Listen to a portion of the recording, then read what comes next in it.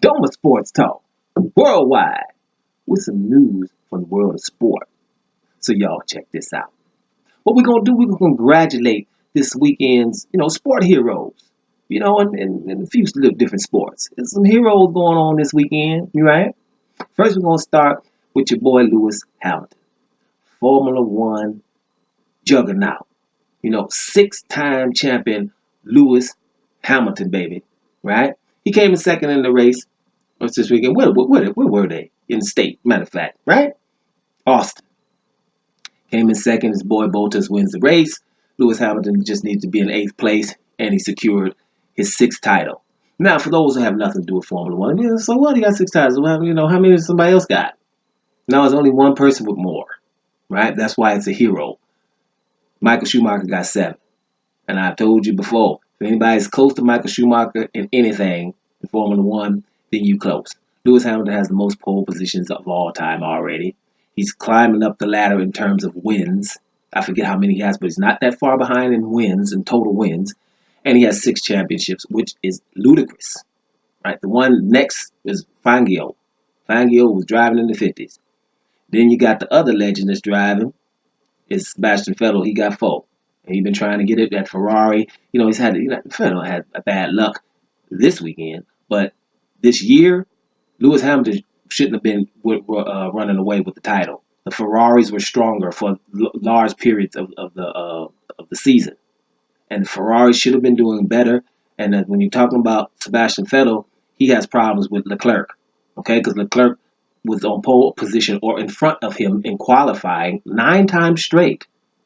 9 times straight.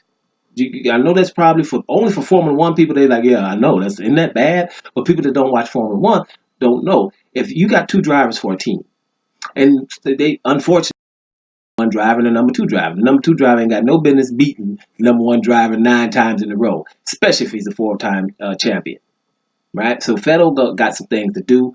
They got one more year with the cars like they are, and the Ferraris were looking good late of late. Although now they have some gas problems. Your boy Max Verstappen told on him, and he happy. Yeah, y'all got gas problems. That's why y'all wasn't fast this weekend, right? It's something going down. So let's see. But the cars will be pretty much the same next year. But the year after that, they're going to do some. They're going to get a salary cap. So there's not teams that can, a salary cap. We know what time it is. That means everybody's going to be closer to equal, where it's more on the drivers. And that's 2021. But we got one more year. Lewis better try to get number 7 before then, because it's going to go down. Right? But I think that is huge. I could do a video about that all alone, but we're going to just, keep it moving. Right? Lewis Hamilton, I will do something coming back, because 6 championships is crazy. This guy is in the GOAT conversation. Definitely. He's in there. Totally in the GOAT conversation right now. And it's going to even get better going forward. Guy's a great driver, and 6 titles, that proves that. Right? Let's move on to the world of boxing. Right? Your boy Canelo Alvarez. Congratulations, right? Congratulations. He knocked out Sergey Kovalev, and y'all know I didn't really care about the fight. That's why I didn't say nothing about it. Whatever's been there, go whatever with that. For me, that's just me, right? It's before the fight. The fight shouldn't have happened.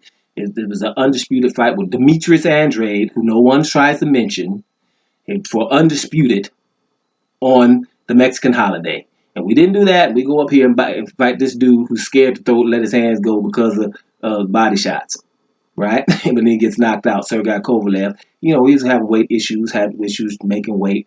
But at the end of the day, first, congratulations for Canelo, because he did look good and stopped him, right? But after hearing everything, I've heard people saying the fix could be in, because let's be real, Kovalev didn't throw power shots. He was trying to jab the whole time, and he wasn't letting that right hand go. But he said after the fight he wasn't doing that because he was afraid of body shots coming back if he lets the right hand go. If that's the case, you're done, because everybody's going to be coming shooting body shots at you. You're done. You're going to get folded up. If you let Andre Ward doesn't hit that hard, he folds you up with a body shot, and you're scared of Canelo throwing body shots, and Canelo throws some mean body shots. Now, we know that. Okay, let's be real about that. But for you to not be going in here trying to knock Canelo out, people thinking it's a fix, I can't blame them, right? Because listen, it's like, hey, we got an undisputed fight. No one's mentioned it. That's a fix to me. right? Dude at 155 pounds, and with all these weight divisions, we got 154 and we got 160. You can't find one for 3 or 4 fights. No one says nothing. That sounds like a fix to me. Dude could get caught twice with clenbuterol and was able to say Mexican meat. Sounds like a fix to me. So if someone's thinking this is a fix, that's what they supposed to be thinking. To me, as far as I'm concerned, so I don't have nothing against anybody think it's a fix. I personally, I don't know, right? To be honest, sometimes I say think it is, and sometimes maybe not, because that's hard to do. But we know it's been done in the past, and it is a little, come on, Cole Anthony, wasn't you just a crusher a couple of years ago, a year ago, until Andre Ward did something about that? You ain't gonna come in here and let your hands go and knock this dude out, little dude walking you down, really? Like, cause he's got that much power to walk you down, you the crusher? Not anymore, right? But Canelo did win the fight and did what he was supposed to do with this guy. So you gotta give him congratulations. But what we're going, and just like I told you guys before, we moved up higher in the pound for pound. People trying to call him the very best boxer now, right? And don't have to fight Andrade or Charlo in his weight division. And he's the very best boxer. Just like Roman Gonzalez was till he got flatlined by Sora Romazai, right?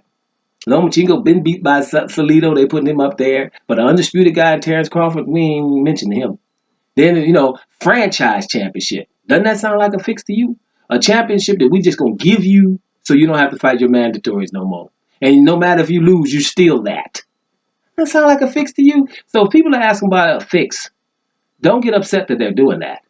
If people think that Trump is a criminal, don't get upset because they think that. Why do they think that? Because of the things that they're seeing. And some people act like we can do stuff and you just can we're not supposed to say nothing. Like we're so gullible. Man, we know what time it is. So Canelo Alvarez, I don't even know what he's going to do after this. And it really doesn't matter, man, because if you're not going to be undisputed down there in your weight division and somebody mentioned Demetrius Andrade, I am personally not interested. But that doesn't stop me from congratulating the man. It's a young man and he's a very good boxer.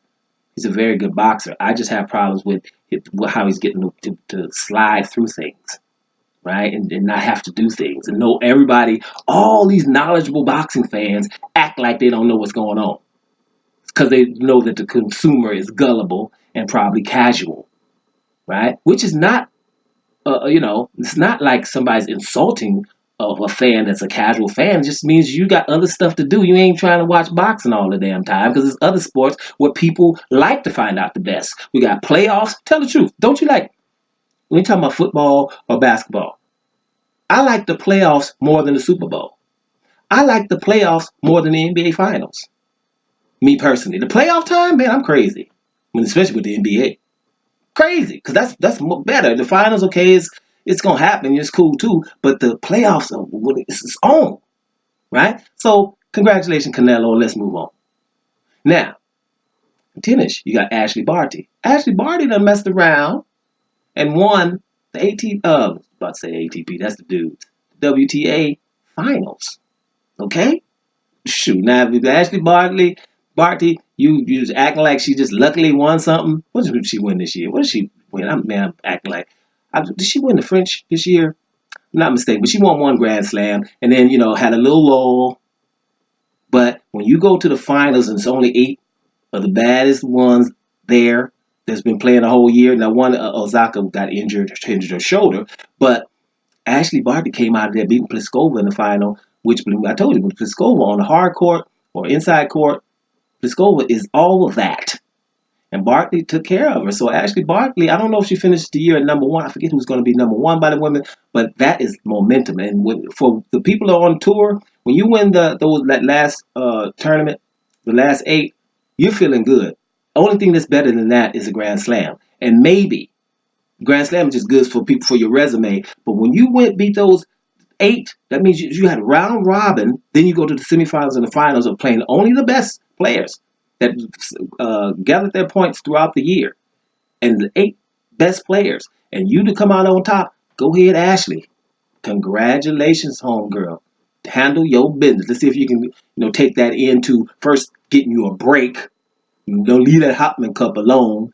Get you a good little break and get over there in Australia and see what you can do there. Because if you ain't number one now, you're gonna be after Australia if you keep it up.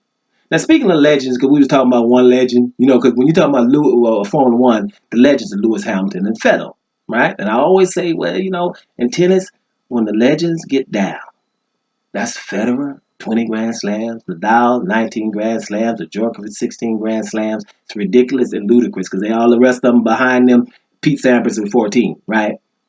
Other than that, everybody else has got single digits Grand Slams. All them names you know all these years, single digits. If their name ain't Roy Emerson with four, well, I think he got 12, right? Bottom line is Djokovic won in Paris, right? Nadal got hurt in the semifinals because he had abdominal problems, but he went in the final and took care of business, right? So he's won that tournament in Paris, and he's just doing well. Like it's another one of those very important tournaments. Now they're going to the ATP finals soon too. Let's see how that goes up. But Djokovic is in form, which basically don't we say that all the time? Djokovic is pretty much always in form. We talking about Djokovic here, and I know he's mad because he's behind because Nadal messed around and got another Grand Slam. He's up at 19, and that Djokovic's 3 Grand Slams behind him. But these guys, they all over 30. Djokovic, Nadal, and definitely Federer, way over 30. But they still handling their business, and all these so-called next gene and young guns and all the names we get them new dudes that we think is about to do something, but they never can really do something because of these three right here. Those are the ones. Djokovic. So congratulations to him for winning over there in Paris. Now, there's another little hero, right? But they gotta put an S on it. Heroes. Over there in Germany, right? Bayern Munich got beat 5-1, right? In the Bundesliga. Now, if I was talking about Champions League, that could possibly happen because you might have run into some awesome guy, PSG or Real Madrid, or messed around and Ronaldo and act up in Juventus, and you can mess around and you can lose 5-1 in the Champions League. But Bayern does not lose in the Bundesliga 5-1 to nobody. Okay? And if they lose 5-1 to somebody in the Bundesliga, somebody getting fired. Rummenigge and Uli Hoeneß gonna fire somebody. Well, they're gonna get on his nerves first, and they're gonna fire him. That's what's gonna happen, and that's what happened to Kovac. Kovac's been sacked as the trainer. It just happens. In Bayern, you can win the double, and that still don't mean nothing. Felix Magath got fired, and he won the double, which means you can win the Pokal and win the Bundesliga and still get fired because you didn't do that well in the Champions League. Which with Bayern, you better go to the semifinals, or the trainer, something going on. So Kovac is fired. Who knows who they're gonna get to replace him? Could be Arsene Wenger, right?